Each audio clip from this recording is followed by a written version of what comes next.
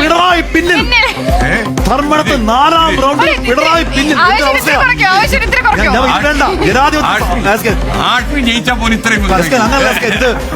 അങ്ങനെ കേരളത്തിൽ പിണറായി വിജയന്റെ തുടർഭരണം അവസാനിപ്പിച്ചിരിക്കുകയാണ്. കേരളം ഒന്നടങ്കം, ജനത ഒന്നടങ്കം ടാറ്റ ബൈ ബൈ പറഞ്ഞ് പിണറായി വിജയ സർഗാവെ നിങ്ങൾ കുറച്ച് നാൾ വീട്ടിലിരിക്കുന്നു, വീട്ടിൽ പോയി ഇരിക്കാൻ പറഞ്ഞ ജനങ്ങൾ സ്ഥിരമായിട്ട് കുറെ അധികം ആൾക്കാരെ വീട്ടിൽ ഇരുത്തിയിരിക്കുകയാണ്. ഇന്നലെ നമ്മുടെ ഇലക്ഷനും കാര്യങ്ങളും എല്ലാം കഴിഞ്ഞു, റിസൾട്ട് വന്നു.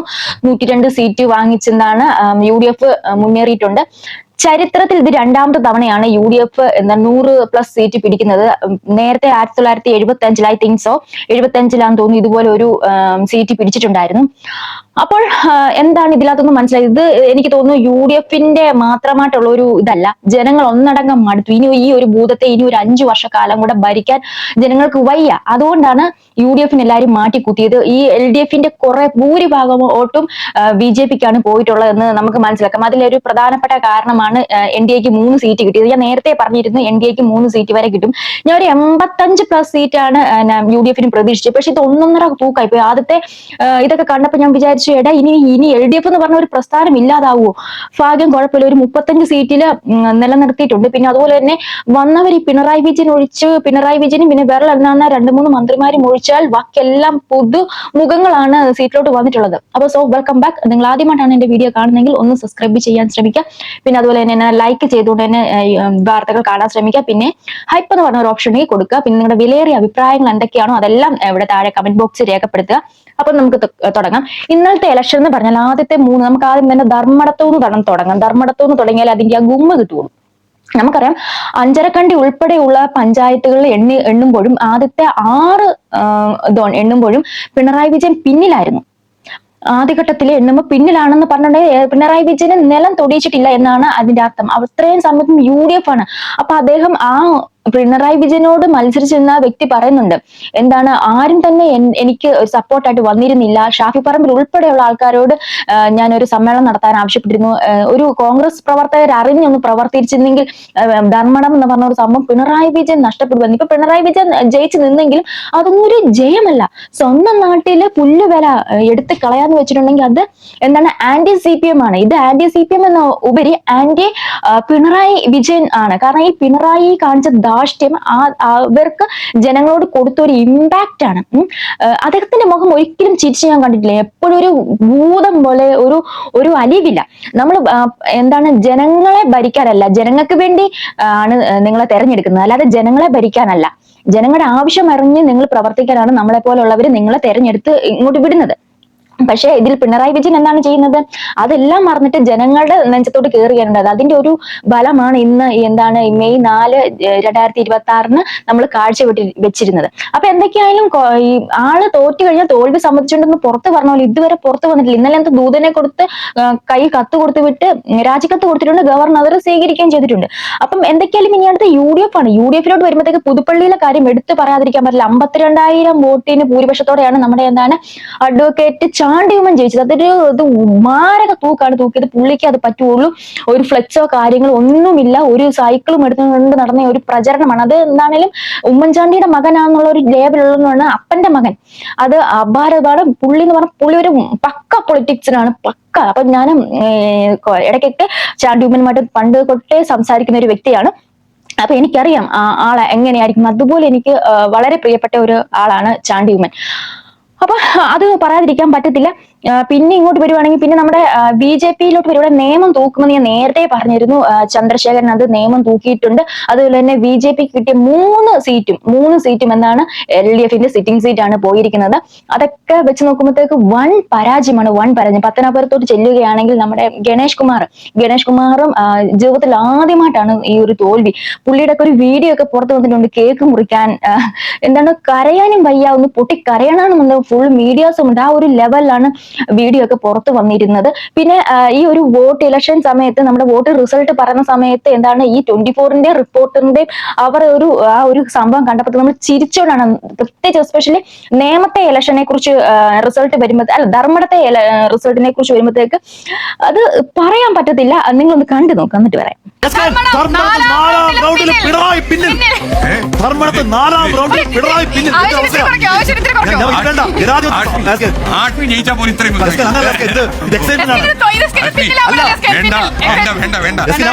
എടുത്ത് മെഡിക്കൽ ടെസ്റ്റ് കൊണ്ടുപോണ്ടി വരും.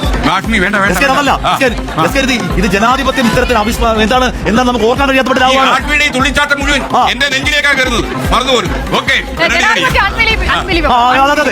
ജനാധിപത്യം അൺബിലീവബിൾ, അൺപ്രഡിക്റ്റബിൾ. ശരിക്കും ഇതൊക്കെ കണ്ടിട്ടുണ്ടെങ്കിൽ എങ്ങനെ ചിരിക്കാതിരിക്കും? ഇത് കോമഡി ഷോയെക്കാളും അതിനേക്കാളും മുകളിൽ ഒരു സാധനമാണ് മൊട്ടയാരും എല്ലാം കൂടെ കാഴ്ചവെച്ചത്. അപ്പം ശരിക്കും ഞാൻ 24 ആണ് കൂടുതലും വാച്ച് ചെയ്തത്. ചിരിച്ചുകൊണ്ടാണ് ഇവരുടെ ഒരു കൗണ്ടർ പോയിന്റ് എല്ലാം കണ്ടോണ്ടിരുന്നത്.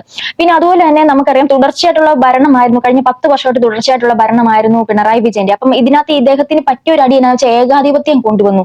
അപ്പൊ ഒരു നേതാക്കന്മാർ ശ്രദ്ധിക്കേണ്ട ഒരു കാര്യം എന്ന് വെച്ചാൽ ഏകാധിപത്യം കൊണ്ടുവരാതിരിക്കുക എന്നുള്ള ഒരു കാര്യം തന്നെയാണ് ഇതിനകത്ത് വളരെയധികം ശ്രദ്ധിക്കേണ്ട കാര്യങ്ങൾ. അത് ഇദ്ദേഹം മറന്നു പോയിട്ടുണ്ട്. ഒരു ധാർഷ്ട്യമാണ് വന്നത്. കോന്നിയിലുള്ള പ്രസംഗത്തിൽ ഇദ്ദേഹത്തിന്റെ അണികൾ തന്നെ ഒരു ചോദ്യം ചോദിക്കും. അതങ്ങ് വീട്ടിൽ പോയി ചോദിച്ചാൽ മതി, പോടാ ഡാഷ്മോനെ, പിന്നെ കാണാൻ ഡാഷ്മോനെ എന്നൊക്കെയാണ് പദപ്രയോഗങ്ങൾ വന്നത്.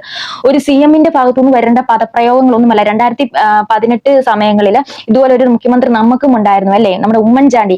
അദ്ദേഹത്തിന് ഓരോരുത്തരും ചോദ്യം ചോദിക്കുമ്പോഴത്തേക്ക് ആ ഒരു ഓറയുണ്ടല്ലോ അവരുടെ മുഖത്ത്, ഒരു ഓറ അത്രയധികം ഓജസ്സും തേജസ്സുമായിട്ടാണ് നമുക്ക് തന്നെ ഒരു പോസിറ്റീവ് വൈബാണ് അവർ നമ്മുടെ അടുത്തോട്ട് വരുന്നത്. അതേസമയം പിണറായി സഖാവിന്റെ നോക്കുമ്പോഴത്തേക്ക് ധാർഷ്ട്യമാണ്. ഇന്ന് എന്താണ് സംഭവിക്കാൻ പോകുന്നത്? മീഡിയാസിനായ പോലും പട്ടിപ്പുച്ഛമാണ്. അപ്പൊ അതിന്റെ ഒരു ഇമ്പാക്ട് ആണ് നമ്മൾ ഈ ഇലക്ഷൻ റിസൾട്ടിൽ കണ്ടത്. അപ്പൊ ഇവിടെ ഒരു 35 സീറ്റ് എന്നൊക്കെ പറയുമ്പോഴത്തേക്ക് എന്തുപരം നാണക്കേടാണ്. പിണറായി വിജയൻ ഇതുവരെ പുറത്ത് വന്നിട്ടില്ലെന്നുള്ളതാണ് വാസ്തവം. പിന്നെ എന്താണ് അവിംബാർക്കി നമ്മൾ ആറന്മുളയൊക്കെ കണ്ടല്ലോ. അതുപോലെ തന്നെ വീണ ജോർജിന്റെ കാറ്റടിച്ചപ്പോ പെടലി ഉളിക്കുക നാടകങ്ങൾ, എന്തൊക്കെ കാഴ്ചകളാണ് നമ്മൾ ഈ കൊച്ചു കേരളത്തിൽ കഴിഞ്ഞ 10 വർഷമായിട്ട് കണ്ടുകൊണ്ടിരുന്നത്. സീരിയസ്ലി നമ്മൾ ശരിക്കും മടുത്തു. അതുപോലെ തന്നെ എനിക്ക് ഒരു ചെറിയ യൂട്യൂബർ ആയിട്ടുള്ള എനിക്ക് എന്തൊക്കെ ഇവരുടെ ഭാഗത്തുനിന്ന് ഉണ്ടായിട്ടുണ്ടെന്ന് അറിയാം. എനിക്ക് ഒരുപാട് ബുദ്ധിമുട്ടുകൾ ഉണ്ടായിട്ടുണ്ട്. ഞാൻ ഈ പൊളിറ്റിക്സ് ന്യൂസ് ചെയ്യുമ്പോഴത്തേക്കും ഞാൻ ആരോടും പറഞ്ഞില്ല. പക്ഷെ എന്റെ സുഹൃത്തുക്കൾക്കറിയാം, യൂട്യൂബ് സുഹൃത്തുക്കൾക്കറിയാം, വോയിസ് അടക്കം വിട്ടു കൊടുത്തിട്ടുണ്ട്. ഈ പൊളിറ്റിക്സ് ന്യൂസ് ചെയ്യുന്ന കാരണം ഭീഷണി വരെ വന്നിട്ടുണ്ട്. ഞങ്ങൾക്ക് ഒരു 5000 അധികം ക്യാമ്പയിൻ ഉണ്ട്, അവിടെ നിനക്ക് ബൾക്കായിട്ട് റിപ്പോർട്ട് അടിച്ച് നിന്റെ ചാനൽ അടിച്ചോളും. ഏകദേശം ഇപ്പൊ ഒന്നും എന്റെ ചാനൽ ഓടുന്ന പോലും. അതുപോലെയുള്ള എനിക്ക് മോശമായിട്ട് ഇവരുടെ ഭാഗത്തുനിന്ന് ഉണ്ടായിട്ടുണ്ട്. അങ്ങനെയാണ് ഞാൻ ഈ ഒരു പാർട്ടിയെ തന്നെ ഞാൻ വെറുത്തു പോകുന്നത്. നമുക്ക് അഭിപ്രായ സ്വാതന്ത്ര്യമില്ലേ? ഒരു അഭിപ്രായം പറയാനുള്ള സ്വാതന്ത്ര്യമില്ലേ? അതുപോലും ഇല്ല. കാണിക്കും നമുക്ക് വിളിച്ചു പറയാൻ പറ്റുന്നില്ലേ? അതുപോലും ഇല്ല. അതുപോലെ തന്നെ ഇന്നലെ വന്ന എന്റെ കമന്റ് ബോക്സിലൊന്നുമല്ല, നമുക്ക് പേഴ്സണലായിട്ട് മെസ്സേജ് അയക്കുന്നത്. ഇന്നലെ തെറി അടക്കം വിളിച്ചുകൊണ്ടാണ് നമ്മൾക്ക് മെസ്സേജുകൾ പേഴ്സണലായിട്ട് വരുന്നത്. വളരെ വളരെ വിഷമമാണ് കേട്ടോ ഇതൊക്കെ കാണുമ്പോഴത്തേക്ക്. എനിക്ക് മെസ്സേജ് അയച്ചത് ജില്ലാ സെക്രട്ടറി, പാർട്ടിയുടെ ജില്ലാ സെക്രട്ടറി എന്നൊക്കെ പറഞ്ഞുകൊണ്ടാണ് നിന്റെ ചാനൽ അടിച്ചു കളയും, മര്യാദയ്ക്ക് ഇരുന്നോണം, അല്ലെങ്കിൽ നിർത്തിയിട്ട് പോ എന്നൊക്കെ പറഞ്ഞിട്ട് നമ്മളൊക്കെ ഒന്ന് പച്ച പിടിച്ച് വരുന്ന ആൾക്കാരാണ്. എനിക്കിപ്പോ അത് ഷാഡോ ബാണ് എന്താ സംഭവം നടത്തില്ല, സംഭവം ഓടുന്ന പോലുമില്ല. അപ്പൊ അങ്ങനെയാണ് ഞാൻ ഈ സത്യം പറയുകയാണെങ്കിൽ ഞാൻ ഈ ഒരു സഖാക്കളെ ഞാൻ വെറുത്തു തുടങ്ങിയത്. അപ്പം ഇതൊക്കെയാണ് കാര്യങ്ങൾ. പക്ഷെ എനിക്ക് അച്യുതാനന്ദൻ എനിക്ക് ഭയങ്കര ഇഷ്ടമാണ്. 2005 തൊട്ട് ഞാൻ കൊച്ചിലെ തൊട്ട് എനിക്ക് മറക്കാൻ പറ്റാത്തൊരു മുഖമാണ് അച്യുതാനന്ദന്റെ. അപ്പം ഇതൊക്കെയാണ് സംഭവങ്ങൾ, ഇങ്ങനെയൊക്കെയാണ്. പിന്നെ കുറെ പറയാനാണെങ്കിൽ കുറെ കോണ്ടന്റ് ഉണ്ട് പറയാൻ. പിന്നെ അതുപോലെ തന്നെ ചക്ക 2020 വരുവാണെങ്കിൽ BJP 3 അല്ല ഇതിൽ കൂടുതൽ സീറ്റുകൾ തൂക്കുമായിരുന്നു. പക്ഷെ 2020 ഒരു ഘടകകക്ഷിയായിട്ട് ചേർന്ന് നിന്നിട്ട് കുറച്ചധികം ബിഗ് ബോസ് ഫെയിമുകളെയും അല്ലെങ്കിൽ സീരിയൽ താരങ്ങളെയും ഇറക്കി വിട്ടിട്ട് മണ്ടത്തരം എന്ന് പറഞ്ഞ മണ്ടത്തരം അഴിച്ചുവിട്ടതാണ് ഏറ്റവും പ്രധാനപ്പെട്ട. എസ്പെഷ്യലി പറയുകയാണെങ്കിൽ അഖിൽ മാരാർ, പിന്നെ ഡോക്ടർ റോബിൻ രാധാകൃഷ്ണനൊക്കെ എന്താണ് കാണിച്ചത്, അവരെന്താണ് പറയുന്നത് തന്നെ അവർക്ക് തന്നെ ഒരു ബോധമില്ല. ചക്കയാണ് താമരയാണ് ചക്ക. ഇവിടെ ചക്ക മുറിക്കുമ്പോൾ താമരയാണ് കാണുന്നത്, താമര എടുക്കുമ്പോഴത്തേക്ക് ചക്കയാണ് കാണുന്നത്. അതുങ്ങൾക്ക് തന്നെ ഒരു ബോധമില്ല. അങ്ങനെ ഒരു വെളിവും വെള്ളിയാഴ്ചയും ഇല്ലാത്തതിനെയൊക്കെ 2020 എന്ന് പറഞ്ഞ ഒരു സംഭവം കൊടുത്ത് അങ്ങനെ ഒന്ന് പടച്ചു വെച്ചു. പക്ഷെ ഇവരാരും വേണ്ടായിരുന്നു. പാർട്ടിയിൽ നിന്ന് തന്നെ ഉള്ളവര് ഈ 2020 നിന്ന് എടുത്ത് അല്ല പാർട്ടിയായിട്ട് നിന്ന കുറച്ച് പൊളിറ്റിക്സ് എന്താണെന്ന് അറിവുള്ളവരെ നിർത്തിയിട്ടാണെങ്കിലും കുറച്ചും കൂടെ സീറ്റ് പിടിക്കാമായിരുന്നു എന്നാണ് എന്റെ ഒരു പേഴ്സണൽ ഒപ്പീനിയൻ. വെറുതെ നമ്മൾ കുറെ എന്റർടൈൻമെന്റ് ചെയ്തു ഈ ചക്കയും BJPയും, കാരണം കുറെ അധികം എന്റർടൈൻമെന്റ് ചെയ്തു. അത് ഒഴിച്ചു വെച്ചാൽ വേറെ ഒന്നുമില്ല. ഇപ്പം റോബിൻ രാധാകൃഷ്ണനെയും കാണാനില്ല, അഖിൽമാരെയും കാണില്ല. അഖിൽമാരെയൊക്കെ സംബന്ധിച്ച് നമുക്ക് പറയാൻ പറ്റിയ ഒരു കാര്യം എന്ന് വെച്ചിട്ടുണ്ടെങ്കിൽ വിവരം കൂടി സ്വബോധം നഷ്ടപ്പെട്ട ഒരു മനുഷ്യൻ. അതിന് പരം ഒന്നും കാണാനില്ല. എന്തൊക്കെയാണ് വായി വന്നത് ഗോതയ്ക്ക് പാട്ടെന്ന് പറഞ്ഞ പോലെയാണ് പുള്ളി എല്ലാം വിളിച്ച് പറഞ്ഞു നടന്നത്.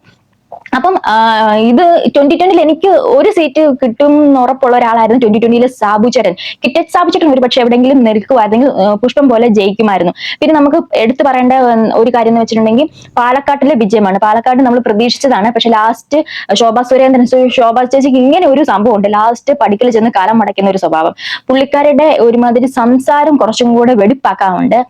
സംസാര ശൈലി അത്ര നല്ലതല്ല. പിന്നെ അതുപോലെ തന്നെ എന്താണ്, അന്ന് ലാസ്റ്റ് കൈക്കൂലി കാര്യങ്ങൾ കൊടുത്ത ആ ഒരു സംഭവം നന്നായിട്ട് കത്തിക്കേറിയിട്ടുണ്ട്. അത് വോട്ടായിട്ട് മറിഞ്ഞ് പിഷാരടിക്ക് തന്നെ കിട്ടിയിട്ടുണ്ട്. പിഷാരയുടെ വിജയം വമ്പനായിരുന്നു, പറയാതിരിക്കാൻ പറ്റത്തില്ല. പിന്നെ ഇങ്ങനെയൊക്കെ ആണെങ്കിലും അപ്പം താമര വിരിഞ്ഞിരിക്കുന്നു. 3 താമര ഞാൻ നേരത്തെ പറഞ്ഞാണ്. 3 താമര എന്ന് ഞാൻ നേരത്തെ പറഞ്ഞിരുന്ന പോലെ തന്നെ താമര നിയമം ഞാൻ എടുത്തു പറഞ്ഞൊരു സംഭവമാണ്, അതും സംഭവിച്ചു. പിന്നെ നമ്മുടെ തമിഴ്നാട്ടിലോട്ട് വരുവാണെങ്കിൽ വിജയണ്ണന്റെ തൂക്കലാണ്, സ്റ്റാലിനെ തൂക്കി പള്ളയെ കളഞ്ഞിരിക്കുകയാണ്. അപ്പൊ അതിന്റെ എല്ലാ ഒരു വീഡിയോ നമ്മൾ ചെയ്യുന്നുണ്ട്. അപ്പൊ ഫ്രണ്ട്സ്, വീഡിയോ അധികം ലെന്തി ആകുന്നു. അപ്പൊ നമുക്ക് ഈ കോണ്ടന്റ് തീർന്നിട്ടില്ല, കുറെ അധികം കാര്യങ്ങൾ സംസാരിക്കാനുണ്ട്. അപ്പൊ അടുത്തൊരു വീഡിയോ ആയിട്ട് വീണ്ടും കാണുന്നവരെ ശ്രദ്ധിക്കുകയും ബൈ ബൈ.